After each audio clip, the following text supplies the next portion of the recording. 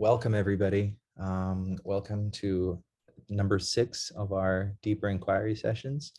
Today we have Kevin Blowe from Netpol and Article 11 Trust, two organizations that monitor police behavior as well as laws that create a little bit more social justice in the policing arena. I'm not going to give it a huge preamble other than to say this is a really universally important conversation. The topic of the freedom to assemble, the right to protest. Without that, we're royally fucked. So even if it might be a topic that might not seem sexy or appealing to people, it's important for somebody to be working on it. It's one of those really fundamental root nodes that allow the expression of any kind of dissent, any kind of disagreeing with authorities and power structures that have been very unkind often to grassroots communities and grassroots movements. So without further ado, I'm going to hand over to Kevin. He's going to give us a little bit of input. And then hopefully we have a nice round of conversation. So Kevin, over to you.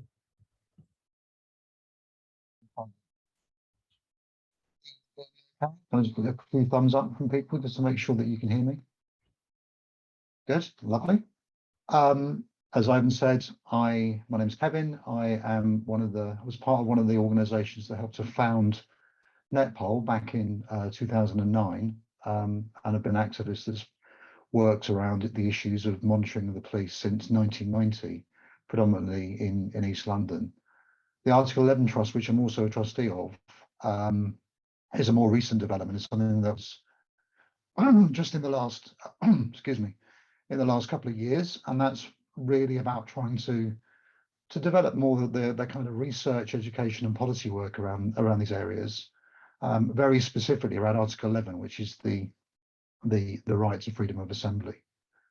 So I want to sort of kick off and start our discussion really by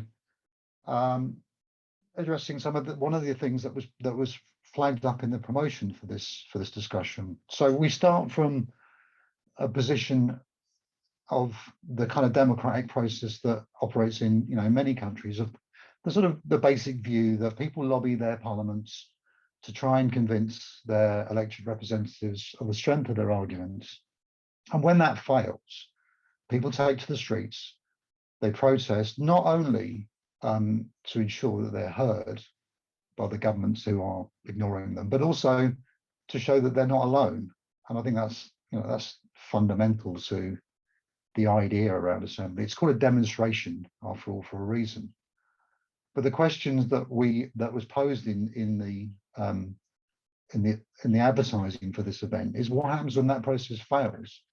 What do you do if the government's response is neither to either engage with the protesters' demands or simply to ignore them, but instead actively seeks to crack down on protest, to stifle dissent, to try and find ways to prevent that kind of show of strength, the idea that we're not alone, from actually growing?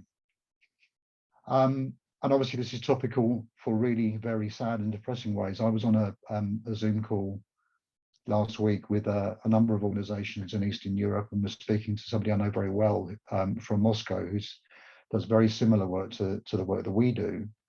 And he was talking about what happens when any sense of those democratic norms is essentially broken down, when the courts, the police, parliament, the media are all state controlled.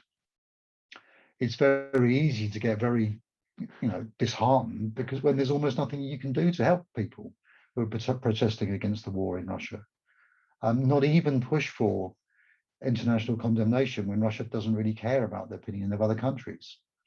And yet, and I think this is important for all of this discussion, people are protesting anyway. And that is also true in a much broader example, I guess, of this, which is around the growing activism around climate change. So you have not only the growth of people taking action, particularly direct action and civil disobedience, but also a variety of countries responding to that in a way that doesn't address the issues that are being raised, but attempts to essentially stifle them. So in France, you've had crackdowns on protests against airport expansion. In Finland, there's been mass arrests. In Germany and in Canada, you've had the intelligence services coordinating with energy companies to spy on climate groups. And in Britain, we've had pretty much all of these things. So in response to the re-emergence of direct action and civil disobedience, the government has chosen to introduce sweeping new anti-protest laws. And at the same time, the leadership of policing is aiming to start a rapid expansion of surveillance on protest movements, or what it calls aggravated activists, the term which specifically references those who target corporate and business interests.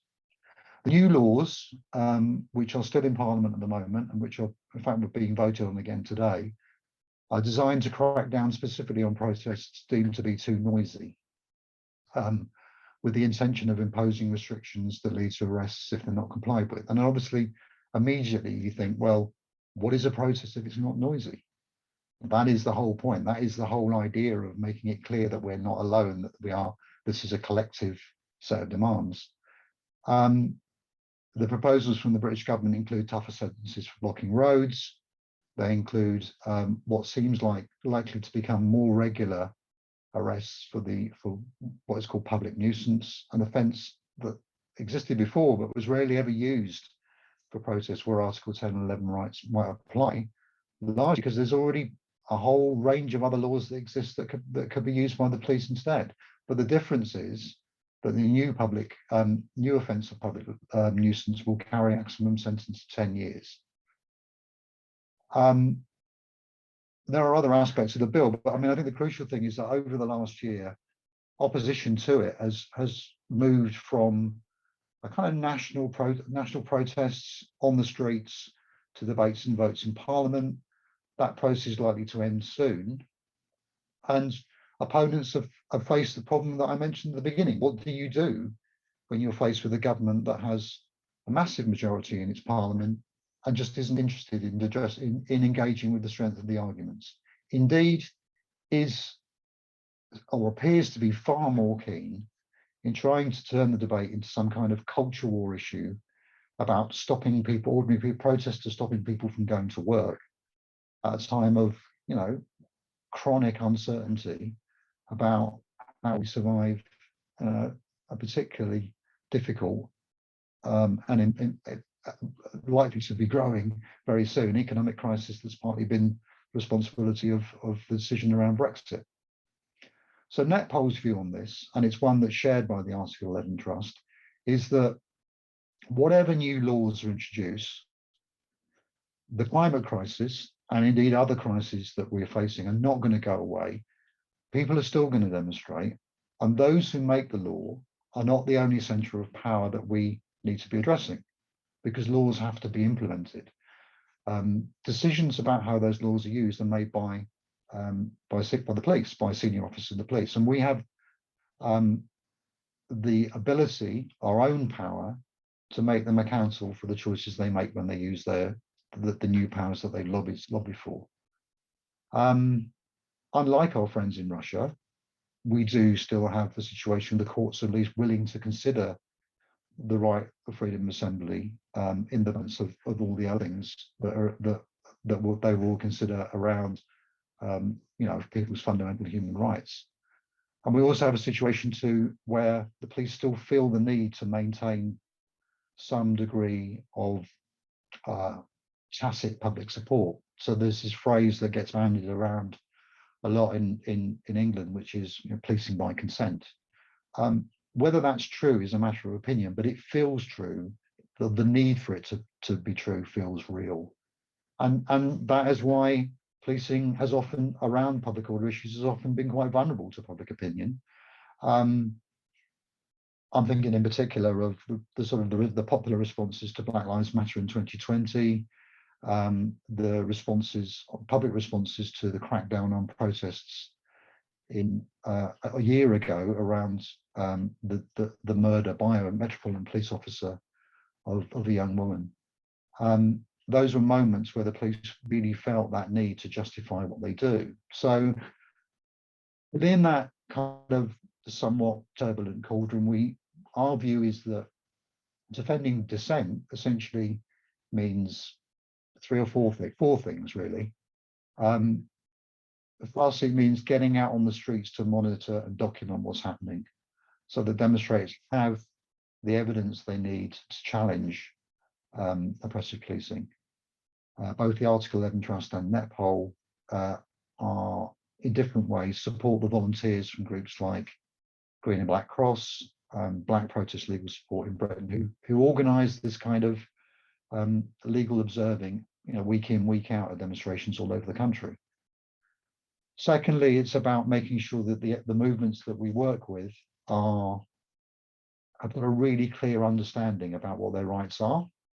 So I've done a lot of legal observing over the years, and I've trained a lot of people to do it. And one of the things that I've seen for myself, and one of the things I tell the people who go out and do this work, is that quite often these officers don't really know what the law is. They rely on the somewhat imposing authority of their uniform to tell people to do things. And it is possible to be able to, if you have the confidence, to push back against that if you think that that's wrong. And that means arming people with the kind of accessible, practical knowledge that they need on the streets. It's not training people to be lawyers, but knowing enough to have the confidence to be able to say, no, I'm not going to be prepared to put up with that. Thirdly, it's encouraging the protest movements, or indeed any campaigners really who are doing work, whether they feel that they're likely to be immediately targeted or not, to understand and think about the consequences of increased surveillance. On numerous occasions, demonstrators have said to us, we went out and we didn't expect to get arrested. And in many cases, they don't know why they had no clear idea why they were being arrested at the time. And often it's subsequently become clear that the only reason they was to gather information on those people who were attending that demonstration. Part of our educational work is to encourage people to understand this, that policing is intelligence-led, that it does treat entire movements like climate activists as a perceived threat. And it is building profiles on those movements about their size, their structure, their capability, who their key people are, the alliances that they're making. And that means that even if you don't expect to be somebody that might be targeted by police surveillance, that is, you may not have any choice or any say in that. And that means obviously then thinking about what that means in a world where people are so used to sharing information all the time, particularly on social media, and thinking about the potential consequences of that. And then finally, I guess, there's the particular area of work that Netpol and the Article 11 Trust has been working on, which is pushing back against the restrictions on rights to freedom of assembly and freedom of expression. So one of the criticisms that it predates the Article 11 Trust, but certainly is work that I've done as campaigns coordinator for Netpol, has been repeatedly pushing the police, who have huge discretion on the streets to make the rules as they see fit, to decide whether a protest is either acceptable or even potentially legitimate, to be clearer, much clearer about what their own obligations are to ensure that they protect and defend the rights to freedom of assembly. Because at the moment we have a situation where they are making up the rules, kind of with the expectation that people won't have the time and energy to challenge them later, because complaints and going to court, it takes time and it takes people away from the core thing that they're doing, the core cause that they're organised for. I mentioned earlier on about these new laws in Britain. I mentioned that they are primarily aimed at the idea of restricting noisy protests. There are as yet no guidelines on what on earth that might mean in practice, and that's partly because for 7 years the leadership of British policing has been promising to publish operational guidance on how they see how they intend to meet their obligations to both protect and facilitate rights to freedom of assembly, and they failed to do so. We've kept pushing them on this.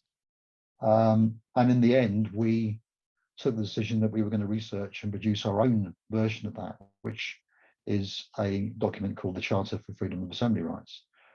And that's based on, I mean, it's not groundbreaking in the sense that it's based on existing international guidance from the United Nations, from the Council of Europe, from the Venice Commission, but it sets out a benchmark or standards for what we expect from our rights to be, and how we expect our rights to be protected, that I have to say does not reflect the situation that we find ourselves in now.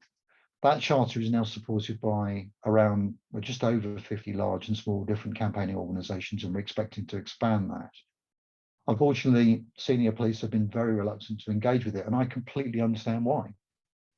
It shifts the focus away from what protesters do onto what obligations do the police have. It changes the kind of the dynamic or the questions, which is the rules are what we say, to the rules are something that can actually be tested by people outside. So in a situation that we face with governments refusing to either engage with protesters, often ignoring protests, and then finally deciding that they're going to crack down on dissent, the key aspect of our work is to say to the police, if you want to try and implement these rules, and implement this new legislation, you can't make the rules up as you go along. You have to explain how your decisions are made. You have to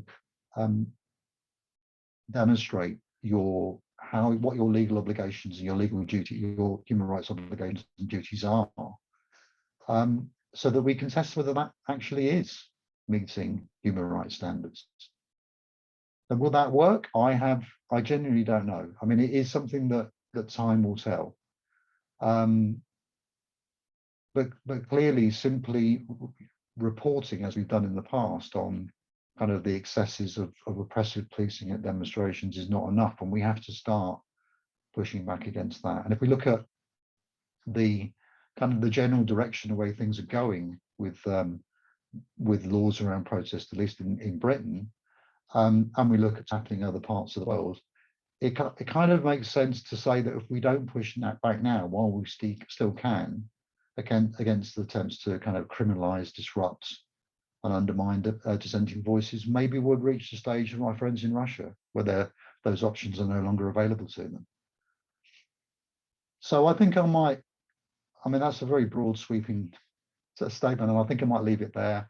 I kind of really welcome any contributions or questions you might have, and I'll pass you back to Ivan.